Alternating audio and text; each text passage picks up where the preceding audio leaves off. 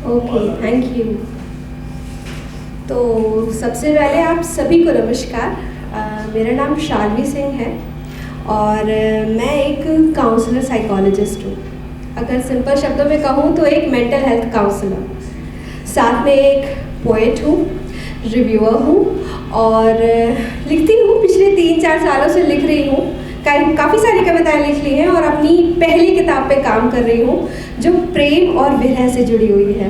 तो बहुत जल्दी अगर आप लोग मुझसे जुड़ना चाहते हैं तो शालवी सिंह आई राइट व्हाट यू थिंक को इंस्टाग्राम पे फॉलो कर लीजिएगा, तो मेरी किताब भी देखने को मिल जाएगी। ओके, चलिए तो कुछ शुरू करने से पहले पूछना चाहूँगी, मैं 3 कविताएं लेके आई हूँ अपनी, बहुत सोच समझ के डिसाइड किया है कि कुछ ऐसा लाओ जो आप सब कुछ हुए, ऐसा ना हो कि कोई रह जाए।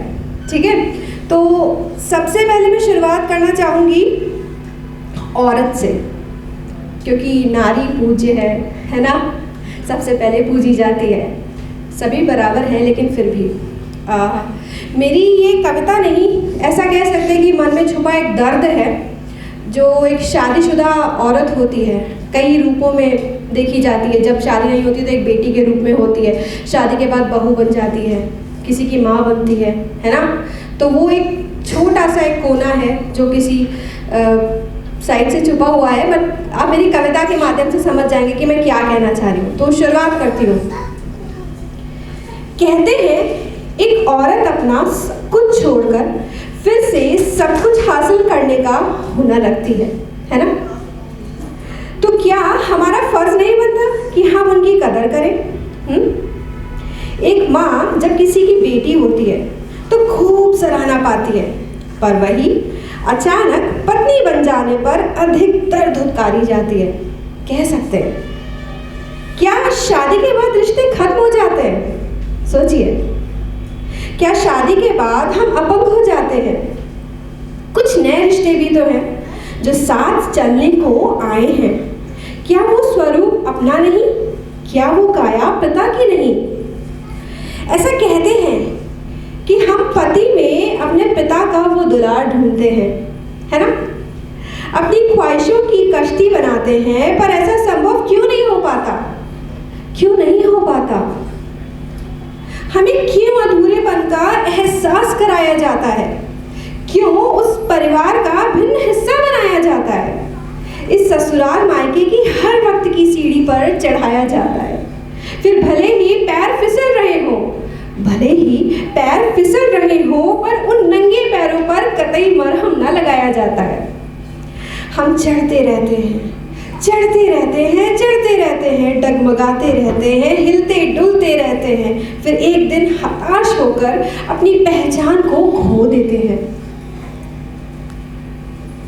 और दूसरी तरफ एक बेटी जो लाडली है अपने पिता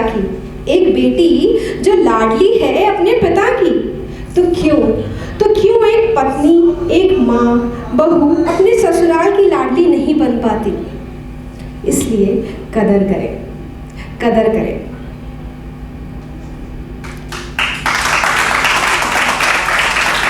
धन्यवाद। मेरी दूसरी कविता है हम अनमैरिड जैसे लोगों के लिए, लड़के लड़कियों के लिए, लेकिन बीइंग अ गर्ल मैं अपनी साइड रखना चाहूँगी कि जब बहुत मेहनत करने के बाद, किसी के साथ बहुत डेडिकेशन के साथ प्यार करने के बाद भी वो रिश्ता जब हमारे हाथ में नहीं रहता है, यूं रेल की तरह फिसलता चला जाता है, तो हम अपने आप से एक सवाल करते हैं। शायद वो अपने पार्टनर को ना बता पाए, लेकिन शायद अपने आप से पूछते हैं कि क्यों वो रिश्ता पहले सा नहीं रहा। रिलेशनशिप इश्यूज हो जाते हैं ना बहुत सारे, कई बार हम कह नहीं पाते, तो कविताओं के माध्यम से हम राइटर, हम पोएट जैसे लोग व्यक्त कर देते हैं कभी कभी। तो वो बातें, ढेर सारी मुलाकातें, साथ हर वक्त की यादें पहले सी क्यों नहीं लगती? वो बातें, ढेर सारी मुलाकातें, साथ हर वक्त की यादें पहले सी क्यों नहीं लगती? तुम्हारा बात बात पर टोकना, यूं गलत को प्यार में सही कहना, अब पहले सा क्यों नहीं लगता? मेरे हर फैसले को हौसला देना तुम्हारा ही तो काम था, और अब फासलों को बढ़ाना भी तुमसे सीख रही हूँ। मेरी फिक्र वो हर जिद तुम्हारे लिए पहली थी, पर अब ऐसा लगता है जैसे फर्क ही ही नहीं पड़ता। वो एक डांट याद है मुझे, जब मैं फूट फूट कर रोई थी, फिर तुम्हारा मनाना, ये हंसी मजाक में सब कुछ कह जाना बड़ा लुभाता था।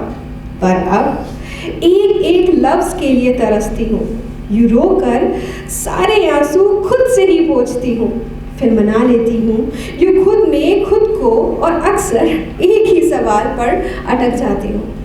जानते हैं क्या कि क्यों वो रिश्ता पहले सा नहीं रहा, पहले सा नहीं रहा।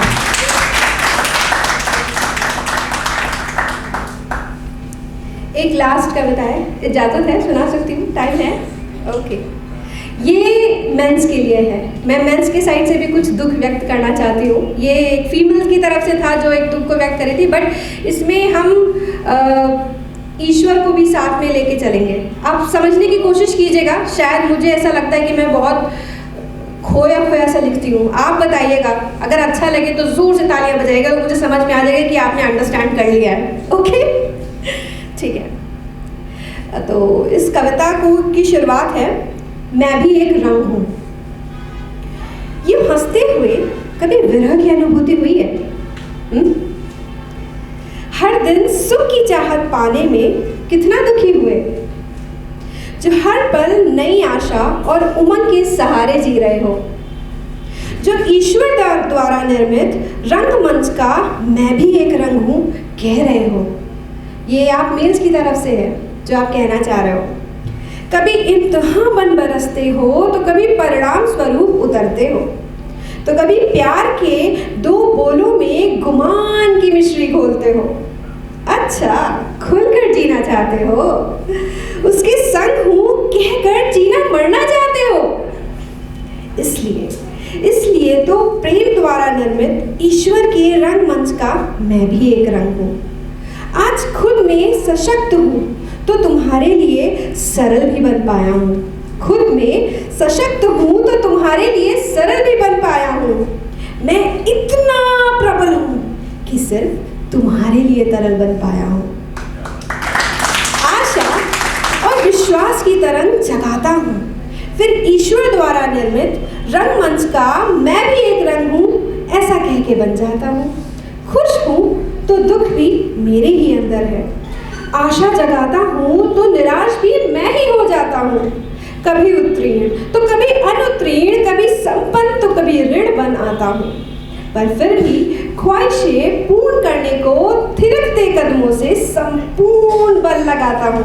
बस इसलिए ईश्वर द्वारा निर्मित रंगमंच का मैं भी एक प्यारा सा रंग बन जाता हूँ। हाँ बिल्कुल, हर रंगों के त्योहार सा ही तो हूँ, जो खुद में एक सुंदर रंग साथ लिए चलता हूँ।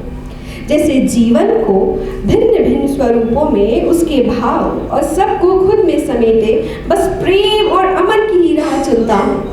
हर रंग में स्वयं को संजोता हूँ। मैं जीवन का नया आधार बनना चाहता हूँ, या वर्तमान का कोई पल तो कभी बीत चुका प्रसंग बनना चाहता हूँ, और ईश्वर द्वारा निर्मित उनके रंगमंच का बस मैं भी एक रंग बनना चाहता हूँ। मैं भी बस एक रंग बनना चाहता हूँ। धन्यवाद।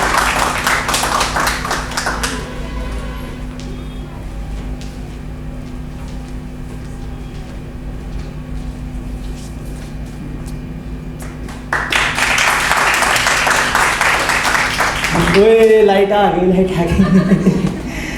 थैंक यू भाई, थैंक यू सर। और इसी के साथ मैं बहुत अच्छा पढ़ा आपने, बहुत अच्छा लिखा है आपने। शुक्रिया हम लड़कों को भी इतनी अहमियत देने के लिए, शुक्रिया समझने के लिए। कोई तो समझ रहा हमें। और मैं चाहूँगा कि सिर्फ जो लड़के हैं वो अपना हाथ कुछ मत